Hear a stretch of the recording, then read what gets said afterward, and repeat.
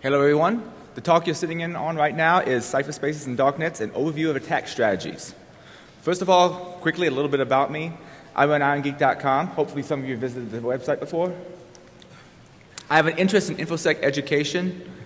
I don't know everything, I'm just a geek with time in my hands. So if I get something slightly wrong on one of these darknets I'll be talking about, come up to me after the talk, I'd be interested in hearing about it. Back in the Q&A room. I'm also an irregular on the ISD podcast. They podcast 5 times a week. I'm usually on Thursdays. And I'm also a researcher for the Tenacity Institute, which was kind enough to sponsor me coming here today. All right, a little bit of background information. First of all, what do I mean when I say a darknet? Now, there's a lot of different definitions, and it can get a little confusing. There's some name collision out there. But I'm using the broader sense of darknet to be just an anonymizing network. Generally speaking, these darknets are also known as mixed nets, where you have multiple proxies that you hop through and different levels of encryption so that you can communicate and people don't know both where you're communicating to or what you're communicating. I also love the term cypherspace, and that might be a little clearer term to use for some of these networks. The two ones I'll be using as reference examples are, of course, Tor and I2P, but there's a lot of other ones, and some of the attack strategies I'll be talking about here are very academic, and there's actually mitigations in place in both Tor and I2P to hopefully make them not be nearly the size of the problem that they could be. Things get subtle when you're talking about attacking mixed nets. Terms kind of vary between researcher and researcher, what they mean, some particular term means. For instance, who here has ever heard of a Sybil attack? Who here has ever heard of a sock puppet? Probably a few more people sock puppet. I'll go into definitions of all those, but a lot of literature out there is very academically oriented, and I'm going to try to make this talk be geared in such a way that it helps people understand that academic research without necessarily having to read 20 papers on the subject. There's a lot of weaknesses that are interrelated. Sybil attacks, for instance, can be used to help augment attacks with traffic correlation. And like I said, there's a lot of other cypherspaces out there besides Tor and I2P. The ones you see up there on the screen, it's just to name a few. But Tor seems to have gotten most of the ground, and I2P is sort of a runner-up. If anybody wants stickers from the I2P project, come up to me at the Q&A room. I have some. But like I said before, I'm going to focus on Tor and I2P for my illustrations. And some of the attacks will be very academic, and I'm going to try to give a few real-world examples, though, to illustrate how they can be used. Now, when it comes to attacking darknets, threat model matters a whole lot. You can't really protect against everything. Some protocols may just be lost causes. One of the problems with some of these cyberspaces is that people try to throw protocols across them that just were never designed to be anonymized. Bittorrent would be a good example, which I'll go into a little bit later on. Users may do things to reveal themselves. No matter how anonymous someone is, if they start using a darknet and use their real name, well, you know who they are. Not all the attacks that we're talking about necessarily reveal the actual identity of the person. They may just reveal the IP address they're truly talking from, or it may just reduce the anonymity set. For instance, you don't know the true IP they're from, but you know they use ISP X or they're in country Y. Also, when it comes to attackers, there's different types. You have your active versus passive ones. Your active ones are actively doing stuff to manipulate the network, and passive ones are just sitting there listening. You also have location, internal versus external. Externally listening, like your ISP might be. Internally, somebody who decides to join the darknet and screw around with other peers to see what they can find out. Adversaries, of course, also vary by their power level. You have like nation states, which have a certain higher level of power. You're going to have things like ISPs as well. Then there's differences between Western democracies and other places. For instance, some of these darknets, they may do a very good job of hiding who you're talking to and what you're sending. Everybody knows you're using it. And in some countries, just the fact that you're trying to hide something from the government may be enough to have someone come knock at your door.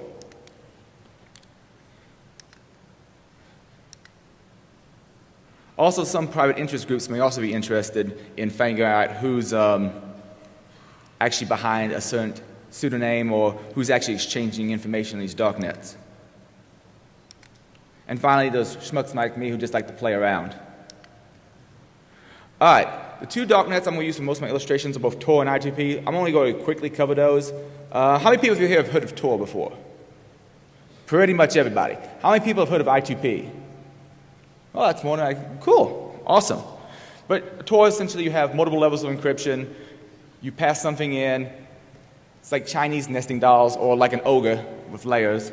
And each layer along the way gets stripped off until you get to the exit point. Then you reverse the process to get back in. Hidden services are a slightly different issue where you can host something inside the Tor network.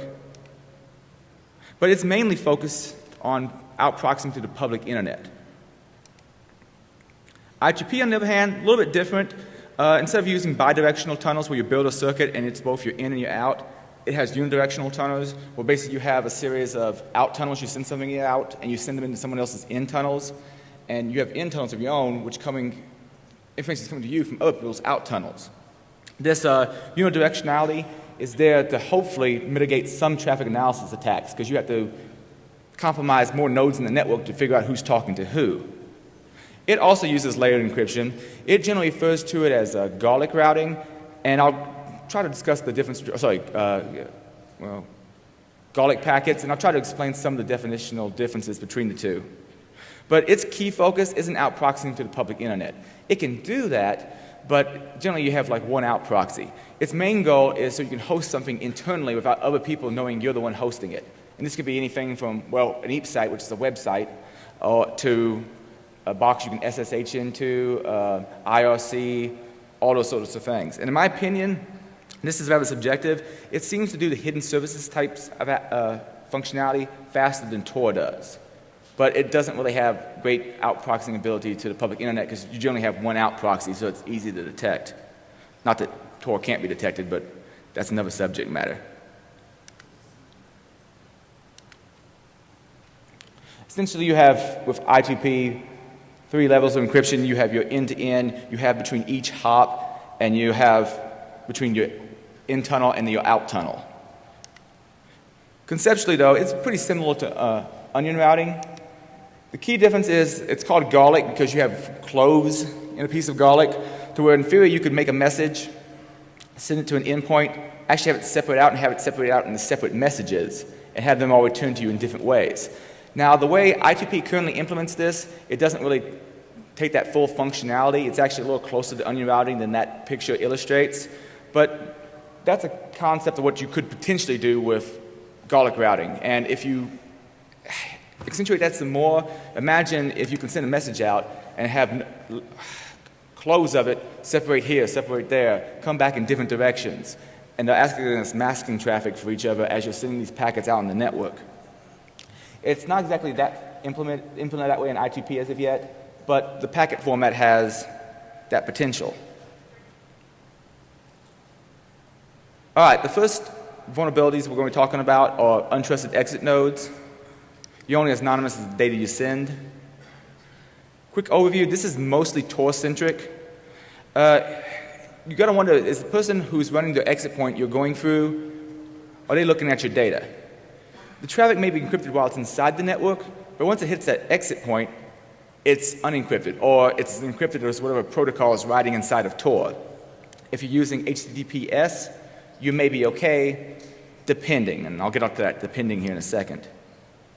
A few instances, Dan Egerstad, the whole thing, embassy hack, as it was called back in 2007. Essentially, a bunch of people were, workers at embassies were using Tor to tunnel out of the host country so they could do things anonymously. Unfortunately, the things they were doing didn't lend themselves to being particularly anonymous. Yeah, the host country may not have been able to directly spy on the communications, but when you're using POP3, SMTP, HTTP basic authentication, and other plaintext protocols, the person who's sitting there on that exit point can sniff it.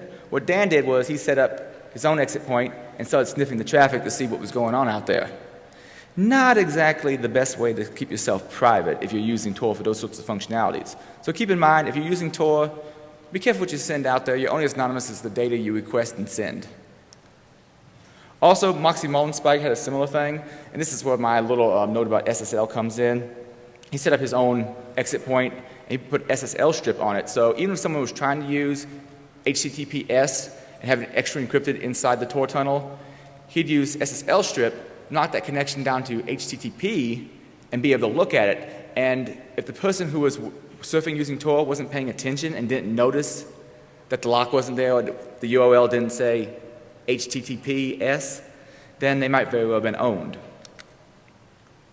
Quick illustration of what this looks like, and also gives you a better idea of what I mean by onion routing. Essentially, you have 3 layers of encryption on a message. One layer gets stripped off on each hop, hits the exit point, goes out unencrypted, and at that point, the person can look at it and possibly modify it to do some other attacks I'll be talking about later on. You can tell, some people when they draw node diagrams of Cipherspaces and mixed nets, they give you like circles and lines. So this is my interpretation of what a darknet should look like.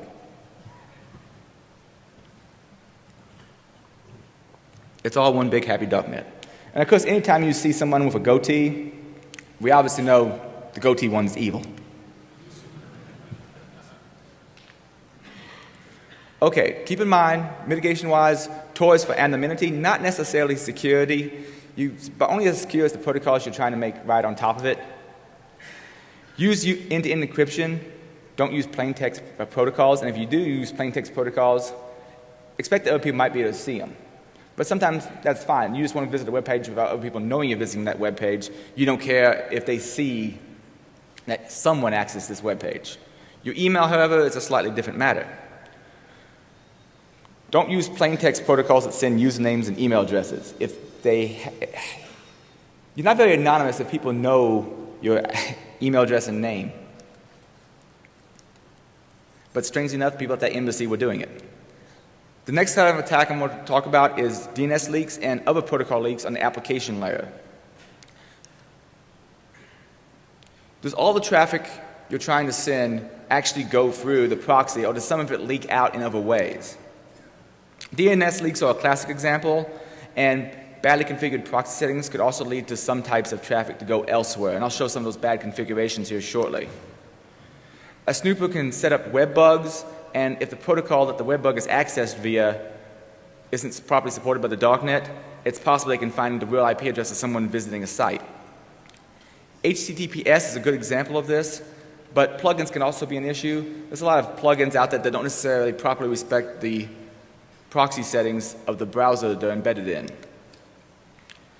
Application level stuff is generally a problem. A whole lot of things in academia seem to revolve around traffic analysis attacks, but it takes a little bit more powerful adversary to pull some of those off. The application layer stuff, most people can pull off, I imagine, in this room. JavaScript is pretty much just hosed. Definitely use the Tor browser, Tor button in the Tor browser bundle. Tries to sanitize some of the JavaScript issues. Probably want to turn scripting off, but for more information on how JavaScript can totally pwn somebody, go check out Gregory Fleischer's talk from DEFCON 17. But to give you a graphical illustration, here's what a DNS leak looks like. Let's say you go out and you visit Irongeek.com, but you don't want anybody to know you're visiting Irongeek.com. Well, sometimes when people configure Tor or I2P for that matter, if the request for that host name is not sent into the Darknet itself, it may be sent out to the public internet. Now, in this particular illustration, my ISP wouldn't necessarily know what information I'm sending out onto the Darknet, but since they see I'm making a DNS request for Irongeek.com, well, they know I'm going to be web surfing there, even if they don't know what data I'm getting from Irongeek.com. The same thing goes for .onion and .I2P addresses. These are hidden services and EAP sites, respectively. While your communications to them might be secured and no one can see what you're sending, if your DNS entries or if your DNS settings are misconfigured or your browser is not properly supporting them, someone who controls the DNS server can just sniff that connection to the DNS server, can figure out, oh, well, I'm not sure what he's doing with this I2P site, but I know he's contacting it. And depending on what the site is, that could be bad enough. Mitigations for this? Well, first thing you should probably do is connect to Tor I2P, fire up Wireshark or TCP dump, and use that little TCP dump filter, port 53, and see if anything's actually going out there on port 53. See if anybody's doing any kind of DNS communications while you're surfing around using Tor I2P. If you have Firefox set up, you may want to make sure that this particular configuration is set. you go in the about config and just set it to use remote DNS through the proxy to hopefully mitigate those kind of leaks. Now, some applications, no matter what, they don't have a setting where you can say, send everything through my SOCKS proxy to do all name resolutions. So Tor button can also help with this. Tor button actually makes some of these settings for you. Other applications vary where you have to make these settings. You may have to firewall off of machines. Port 53 entirely might be an option.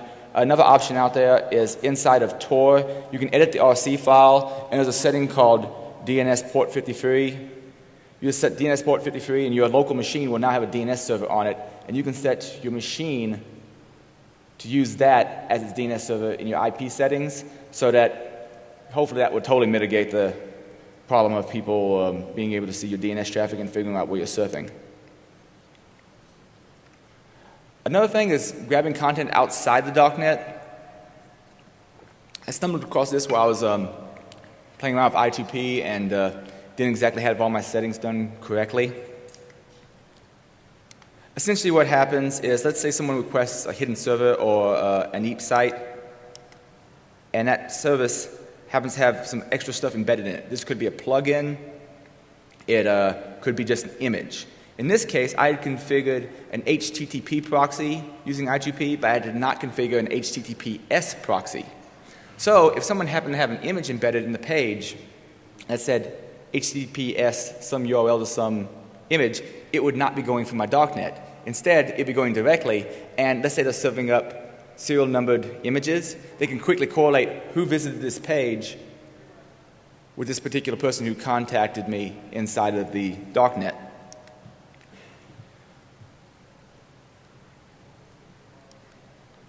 Now, here's what I screwed up. When I first did my settings on I2P, I just set an HTTP proxy. A couple options I could set. I could say use this proxy for all protocols. In I2P's case, that setting isn't exactly ideal because all those other protocols are not supported by the proxy, but at least it's keeping that little SSL issue from happening. Another option would be to actually configure an SSL proxy, which I2P does have, though that particular out proxy has a tendency to be down. Slightly related would be things like cookies. Let's say you're web surfing along, you're visiting Google, and you go, okay, I'm going to go look for some websites now, and I want to be anonymous. However, you didn't change context or anything like that, and you just said, okay, start using my Tor proxy. Well, if you got a cookie while you were outside the Darknet, and you haven't changed contexts, either switched into private browsing mode or use a different browser or change profiles, well, that same cookie could very well be served up to the host while inside the Darknet and through it, and then go, well, I saw this person coming to me from the public internet, and now I see them coming to me from the Darknet with the same cookie. I know it's the same person. There's also a possibility of making hidden services contact you. For instance, let's say someone's running a vulnerable web application on an EAP site or Tor hidden service. It's possible you could throw an exploit and payload, something like, let's say, some kind of shell execution vulnerability, and actually get that remote target server to contact you outside the Darknet, and now you know who they actually are. Another example would be Bittorrent. Now, Bittorrent has a lot of issues, and all this work I've pulled from the folks whose names are at the bottom of the slide. I really don't want to butcher their names, so I'll go out and check it out later. It should be on your DEFCON CD. But Bittorrent has multiple issues. One of its issues is if Tor is only being used for contacting the tracker, I could just watch announce messages and extension protocol handshakes to extract real IPs. Another thing is, again, if Tor is only being used for contacting the tracker and SSL is not used, I could sit there as the exit point and I could change the return peer list to point to me as one of the sources and watch for the outside contact, then try to correlate an IP based on the peer ID and the port. Another option would be, even if the peer traffic is sent over Tor, which generally most people are hopefully not going to do. First of all, using Tor for BitTorrent is kind of frowned upon, but even if you did do it, it's a pretty slow thing to do. So most people only configure the tracker for Tor use, not necessarily direct communication to other clients.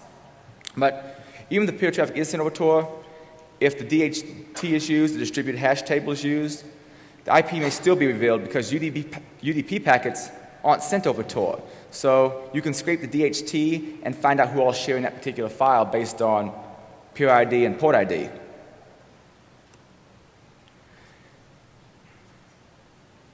You may also then be able to, because you de-anonymize someone via BitTorrent and figured out who they are, if you see messages coming through that same circuit, through that same tunnel, and some other protocol like HTTP, well, you go, it's coming from the same circuit. I've de-anonymized the BitTorrent use, so I know it's the same person who's visiting this particular website. So it can also leak out and cause issues for other protocols you're using at the same time. Another example of an application flaw I'd like to mention is IRC. And for a while there, I was trying to keep a different identity inside the I2P network, and I kind of botched it. But I was using Pigeon as my IRC client, and by default, if you don't configure its ident information, whenever someone does a whois on your NIC in IRC, they can find out what username you log into a machine as. Now, in my case, if you Google up I2P and Adrian, it comes pretty quick to figure out who I am, even though I was using a different handle while I was inside of IRC. Luckily, you can fix this, and this is going to vary from client to client. You can go in and set a username and real name, so you can put information that's not necessarily connected to you. Then when someone does a whois, it doesn't necessarily come up with the name that you logged into the box with. Probably a good call. Some general mitigations. Client-wise, make sure your browser is set to send all the traffic through the Darknet. You may want to start using Darknet, fire up a sniffer, test a few protocols, go, is anything leaking out to the public internet that I wouldn't want people to see? Also, look into setting up firewall rules on a box so that nothing can go out besides going out through the Darknet's port. Limit the plugins used. If you decide that you want to use every single possible plugin out there, you don't know whether or not they properly respect proxy settings, you're probably going to be hosed. And using a separate browser, like I keep a copy of the Tor browser bundle that I've also configured so I can switch between it and the I2P back and forth, separate from everything else, and I only use that for accessing these networks, and I don't use my core web browser at all. Also, you might want to check when you're using one of these darknets, visit one of these sites like decloaker.net and Panopticlick. Decloaker.net is from the same people that do the Metasploit project. Basically, they try a bunch of different, embedding a bunch of different file types, like let's say Word docs, and they try a few different plugins and so forth, and try to get something not to respect your proxy settings in your browser and find out your real IP address that way. Panopticlick is somewhat similar. It's more about trying to figure out how anonymous you are via your user agent string and a few other factors like JavaScript, what JavaScript returns. And it tries to figure out of this many hundreds of thousands of people, how unique is your particular web browser. Obviously, you don't want to be unique, because if you are unique, then you can be profiled. Also, of course, on the hidden server side, don't run vulnerable web applications or any other kind of applications inside of a darknet. If you do, and someone happens to be able to hit it with an exploit, doing a payload that does a reverse TCP connect, well, they quickly figure out who you are. Also, don't run on a box that routes to the public internet. If you're going to have a box that you want to host stuff as a hidden service or a Tor EAP site, there's no real reason it has to contact the internet other than just the Darknet client, and it could actually be running on a different machine on your network. The Darknet client could be running on another machine and just communicate and forward all its port activity, but the box you're actually running can't directly contact the internet no matter what people send it. And that might be a good call as well. Another class of attack I like to talk about is attacks on central resources and infrastructure attacks, as well as just general DOS attacks.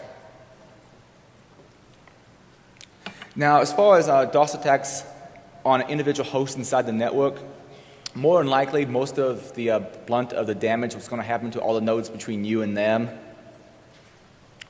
So it's going to be more of a DDoS against the network than any individual hidden server inside of it.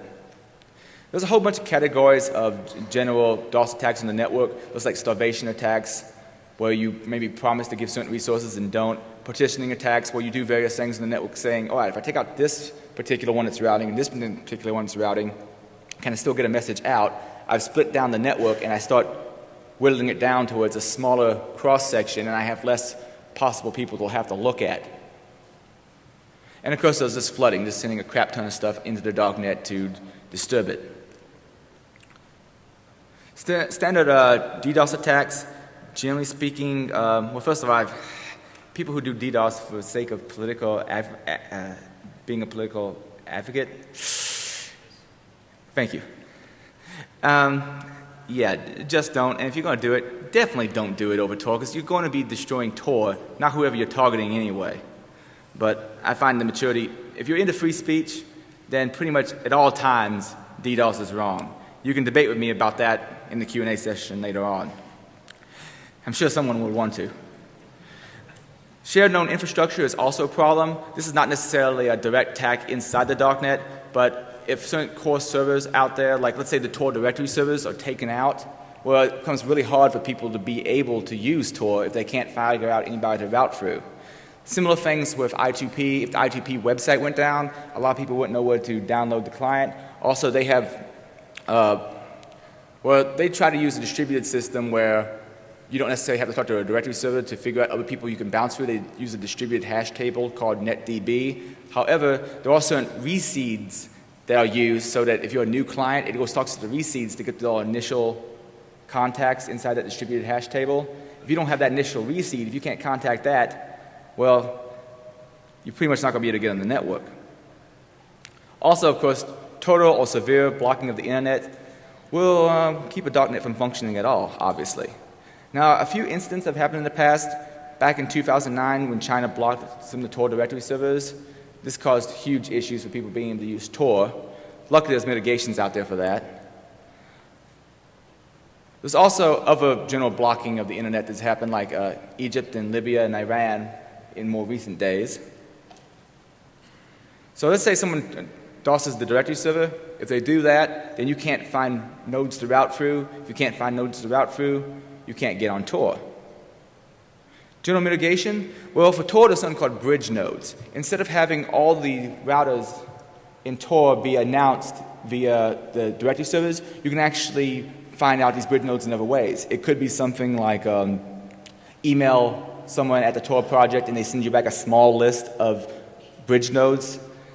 Or you could maybe meet someone at a conference and say, yeah, I run a bridge node in that particular country. Here, connect to this and I'll get you on the rest of the network. The core idea is not to have all your eggs in one basket where someone can easily block all access to Tor. Distributed infrastructure may help. For instance, I2P, instead of having core directory servers, tries to do everything in a distributed hash table where everybody's kind of responsible for sharing this information. And once you get in the network and you've had some time to get well integrated into it, this kind of information just comes to you and it's sort of like a distributed database. So that might help somewhat, but even I2P does have some central infrastructure. Protocol obfuscation may help in some cases so that people don't know that you're using Tor or I2P, and I know both of those projects are working on better forms of obfuscation, because in some cases, like I said before, depending on what country you're working out of, just the fact that you're hiding something may be enough for someone to come knocking on your door. Also, total and severe blocking of the internet, that's a little bit harder problem to get around, and this is one I'd really like to do more research on, so if anybody has any information on this, come up to me during the Q&A session. I'd like to hear it. Mesh networks. The core idea is, think of kind of like a layer 1 darknet, where you basically build your own infrastructure. So let's say you had some cheap hardware with some kind of wireless connectivity. You could spread these nodes out across the geographical location and basically have messages bounce around in them. So this host may forward a message for this host to here, to here, to here, to here, and eventually get it out on the public internet in some way. Now, depending on the location, though, and the type of message you're trying to get out, you may not necessarily be able to be fully integrated at all times and get a message out. So there's also things like store and forward, where essentially someone creates a message, And let's say you made a client for phone systems where, okay, this person's trying to get a message out. They do the message and they carry it around in their pocket. Whenever their phone comes in reach of another phone that can send the message out, it passes it along, store and forward until eventually it can get to a place where that message gets out. Now, obviously, we're not talking about low latency protocols like HTTP for this, but for an email, just trying to get an email out of a country, the store and forward method might very well work. So I'd be interested in seeing more work on mesh networks and easily deploying them to get around problems where people do complete blocking of the internet. All right, for more info on mesh networks, I got a few resources for you. I don't know of any clear front runner saying this is the technology we'd be able to use to quickly and cheaply deploy a bunch of nodes in a mesh network. Wikipedia has a few entries, of course. Also, there's the Village Infrastructure in a Kit Alpha project you might want to check out. And maybe some of you have heard about the whole Internet in a Suitcase project. The New York Times had an article on that a while back where the U.S. government is funding money so they can send these basically internet in a box to various countries to help dissidents out. The next category of attack I want to talk about are clock-based attacks.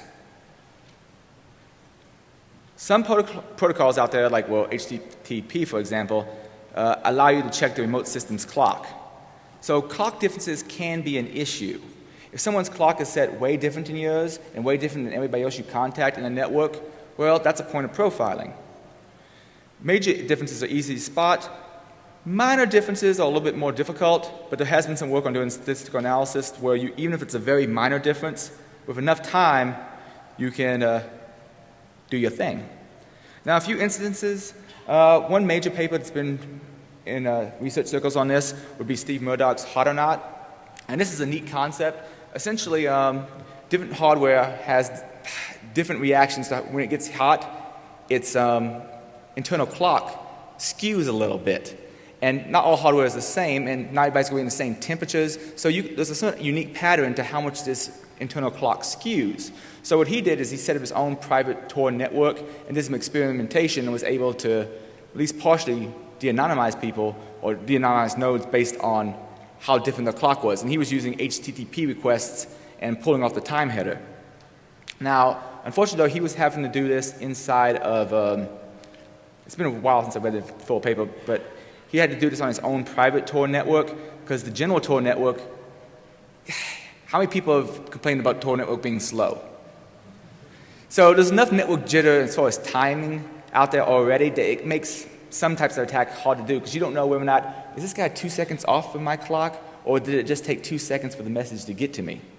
Or in some cases, is this guy really 5 minutes off and did it take 5 minutes to get back to me? There's also been some research on I2P clock differences, and I'm going to show you a table here in a second for a project I did for Tenacity a few months back. But a quick illustration, just because I love putting up these smiley computers. You ask what time it is, you get a report back, and you can start profiling, well, how different is this person from me, and how different is he from everybody else in the network? Now, here's a table I generated, and hopefully it's somewhat readable, where I essentially went out there and looked at each node I could find inside of I2P that was running an EAP site, and requested from its EAP site, hey, give me this web page, and I took note of the time, and at that particular time, I2P didn't strip out the server headers so you knew what type of server it was if it returned that information. So I'd find out, is this EAP site hosted via Apache or IIS or something else? They've since stripped this out, which was a great thing to do. They're very responsive. But let's ignore that for a second. I was pulling down times, and if the time is only a few seconds different from me, that could very well be network jitter. It takes a while for that tunnel to build and for a message to get out my out tunnel, into someone else's in tunnel, out their out tunnel, and back into my in tunnels. That all takes time with multiple hops. So a few seconds, that probably isn't significant. However, when someone's almost a minute different than me, and I found an IP address on the public internet that I knew was using I2P that was about the same difference, I have a good idea, especially when I find out that the web server software is the same, that those are probably the exact same box.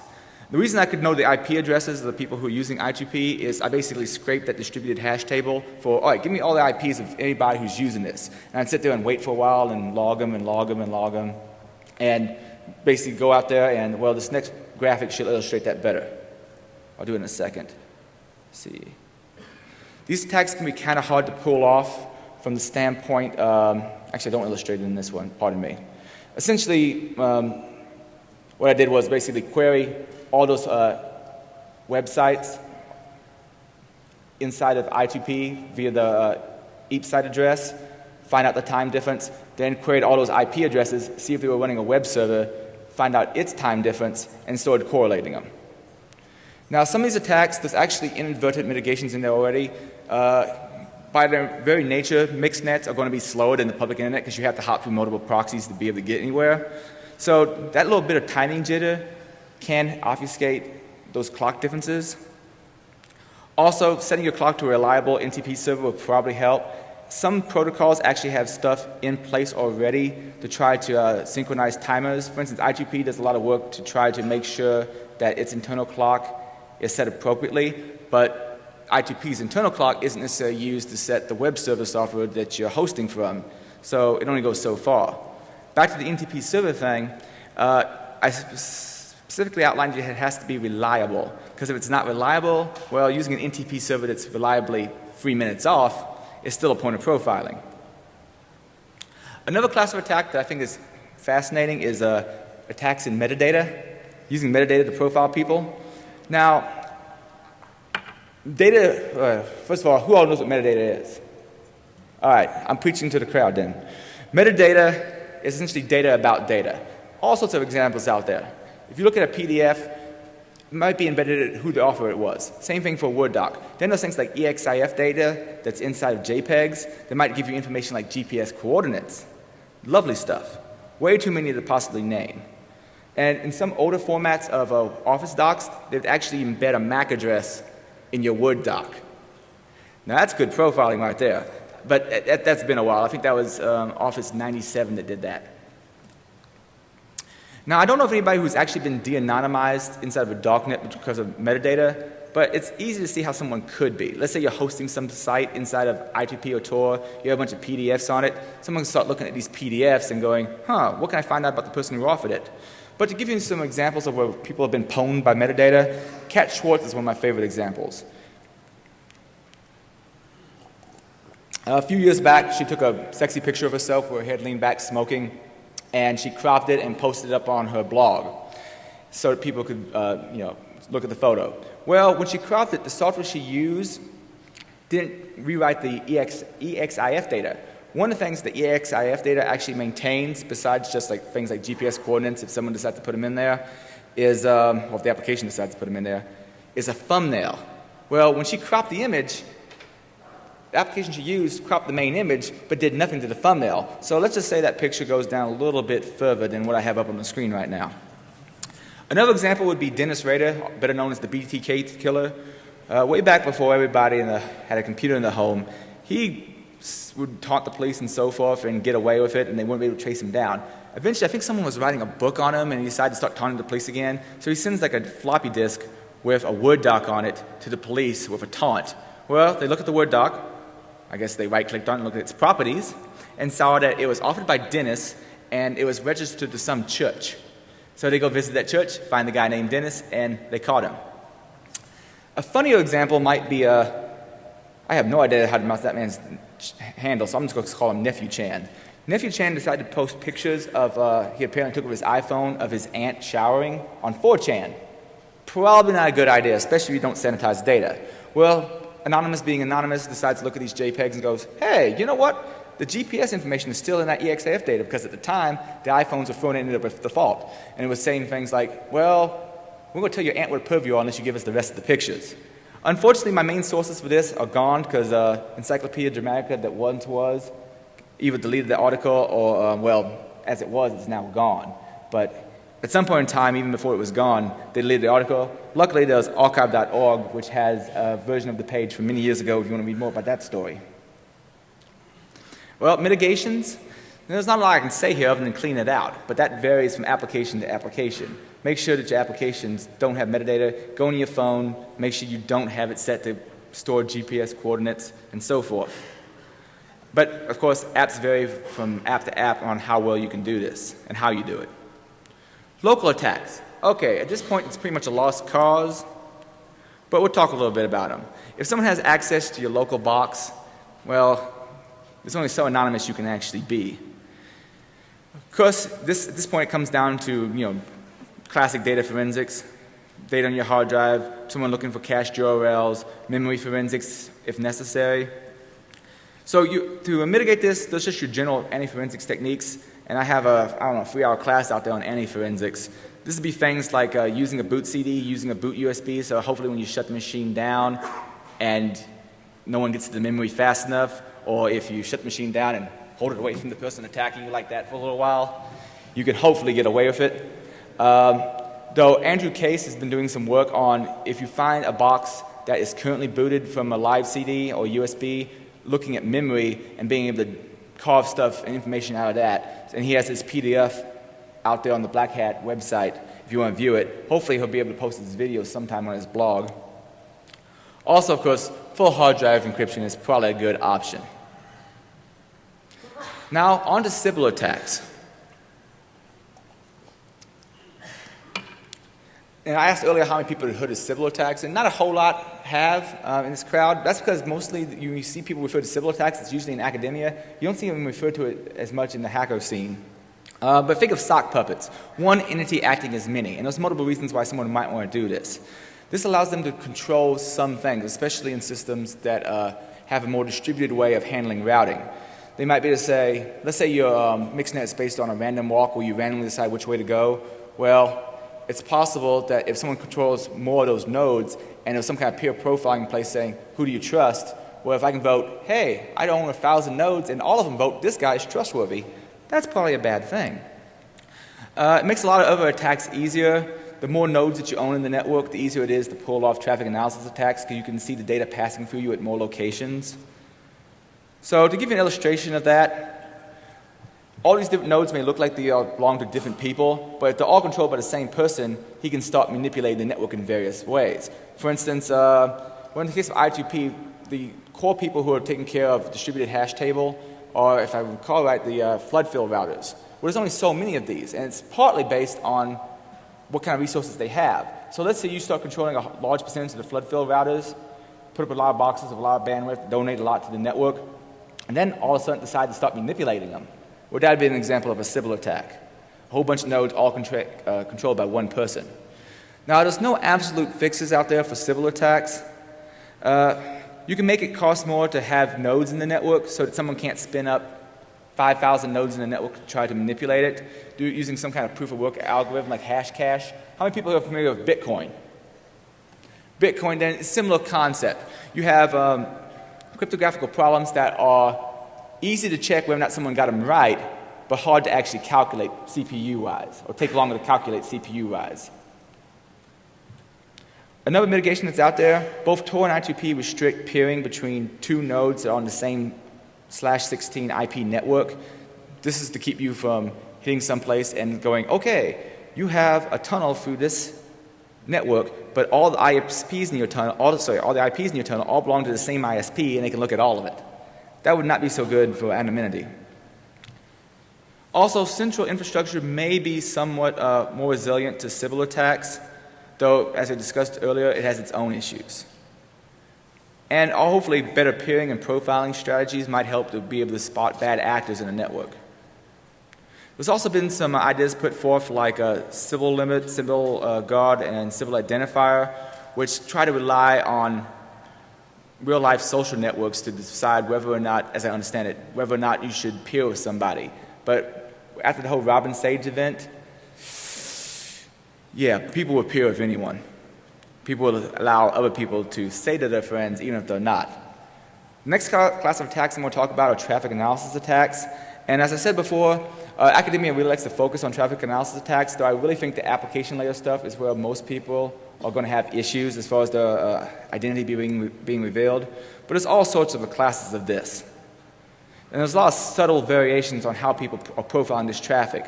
It could be things like timing of data exchanges, the total amount of data someone sends in their network, tagging of the traffic by colluding peers so that, hey, I'm the first hop, I mess with the data, I pass it along, later on I see it again, I'm going, oh, so I know you were the person that contacted me on this node back here, so I can make a connection there.